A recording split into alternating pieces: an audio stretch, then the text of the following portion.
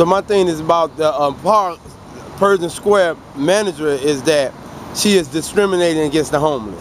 Absolutely. So she making rules up as she go along. Every week she's got to add one new rule to make it harder and harder, more difficult for the people to find a place to sit in the park. And she's discriminating against one whole class of people. She made the statement that there's no place for the homeless in the park. So I don't think that's right. And I think that discrimination against a class of people, that calls for, what do you think, a class law action suit? Class action suit. Hopefully when I go down to the ACLU, they'll decide to take up the case. Okay. Because it's definitely discrimination. And these are the type of lawsuits that the ACLU gets involved in. So we hope that the ACLU, right, correct, is will see this taping of this. And by the way, mention your name, please. My name's Al. Al, and you are from where? I live in the area.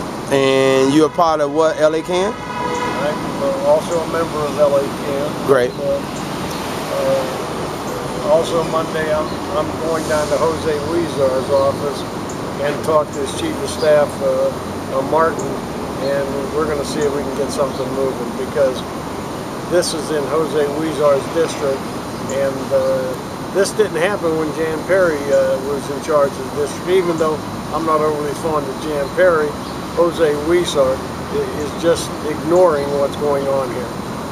Okay, so the problem is that there's really no problem, that the Persian Square manager is creating the problem. Absolutely.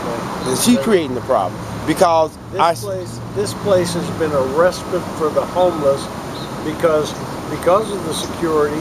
They find a safe place to hang out. I know 10 years ago, when I was waiting for my benefits to kick in, I was homeless for about a month or two. And that's even before they put these bars in. Right, so the homeless can lay down. Yeah, make it more difficult. I used to lay my blanket out on the 6th Street bench there and sleep from like 5 to 10 or whatever, get my rest, because it's almost impossible to sleep when you're on the street. So what you're saying, everyone that's homeless is not using drugs? Absolutely not. So that is a fact. So that's what she's assuming. I've never used drugs in my life. I maybe stand corrected. Smoke a little marijuana, a little I think when I was in college, I had about 1 or 2 joints. Right. Everybody smokes some weed. I didn't. We talking about crack, meth, and all that heroin shit. It really did nothing for me, so I just quit.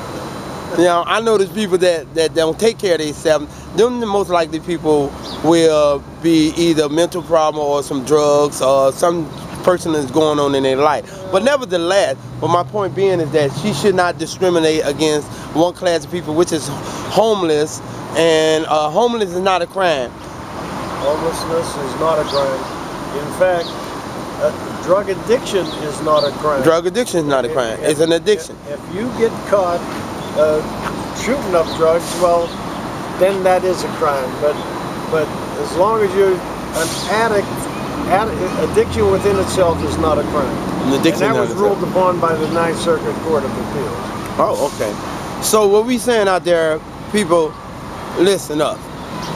We want you to come on and give us some comments about this, about the Persian Square manager is discriminating against the homeless. We got LA Can involved. We're trying to get the LACU involved, and saying that you cannot discriminate against a certain class of people, especially homeless people that cannot fight for themselves. And also City Council, we're going to try to get involved.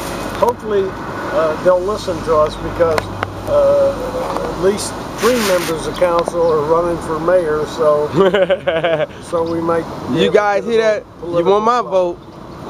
So now this is Amos, aka Chicago, signing out once again for SiliconChief.com. We saying that we still in this. This is my journey through the homeless struggle, and I'm all there with you. I'm gonna make a lot of enemy for my homeless friends. I just like to add one final thing. Okay. The problem with why Louise can get away with this is because most people that are on the street don't understand what their rights are. So I would suggest to anybody that at 1 o'clock Mondays at LA Can.